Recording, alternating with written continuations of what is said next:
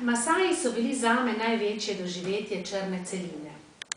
Z obiskom njihove vasi smo zavrteli časovni stroj naše civilizacije in vstopili v svet, ki nam je bil poznan le iz dokumentarnih TV-oddaj. Masaji so v Keniji ohranili svoj tradicionalni način življenja v skupnostih, ki jo sestavlja več mož, njihove žene ter otroci. Z blatom, zemljo in travo zgrajene kolibe so v posesti žena, kajti njihovi možje se vsako noč selijo k eni izmed 7 soprog.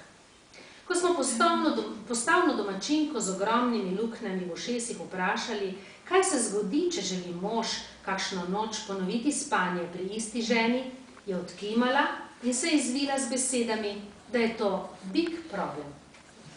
Masaji so poleg pravice do mnogoženstva ohranili tudi avtonomnost ozemlja, kjer živijo. Oblast ne posega v njihove navade in lastnino. Nekatere navade so seveda že opustili, tako na njihovem jedilniku ni več angleških in drugih nevednih turistov, še vedno pa pijejo kri domačih živali. Pokazali so nam posodo, shranjeno v spalnici, ki je hkrati tudi kuhinja z ognjiščem, kjer mož in žena pred spanjem nagneta vrček krvave tekočine. Bog vama požegni. Masaji so nacionalna blagovna znamka Kenije, kjer si s turizmom služi kruh že vsak drugi Kenijec, tudi Masaji, ki so postali spretni trgovci in prekupčevalci. Za obisk vasi so nam zaračunali $10 po osebi. Na blatno osrednje dvorišče pa postavili na 100 izdelkov, po večini kupljenih v kakšnem mestu. Nikomur ni bilo jasno, kam dajo tako zasluženi denar. Za ceste in vodovod gotovo ne, da v kakšni elektriki sploh ne govorimo. Vodo si delijo s kravami in z ovcami, pa z divjimi zvermi, pred katerimi se varujejo živo rdečimi oblačili in spalicami.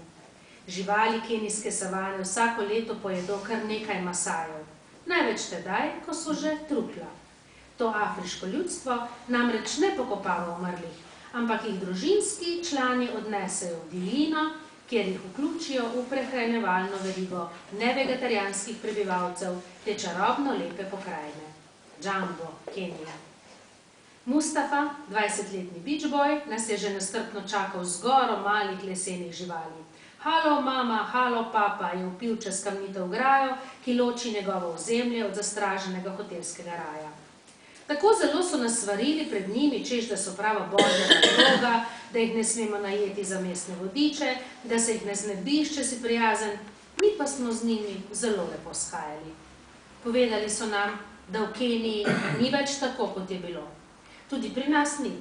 Pa da imajo v Keniji letos volitve, mi tudi. Da njihov 89-letni predsednik Daniel Arap Moi ne bo več kandidiral, naš tudi ne. Ampak so rekli, njihova dežela je še vedno najlepša na svetu.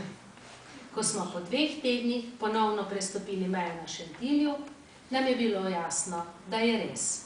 Naša dežela je najlepša na svetu. Džambo.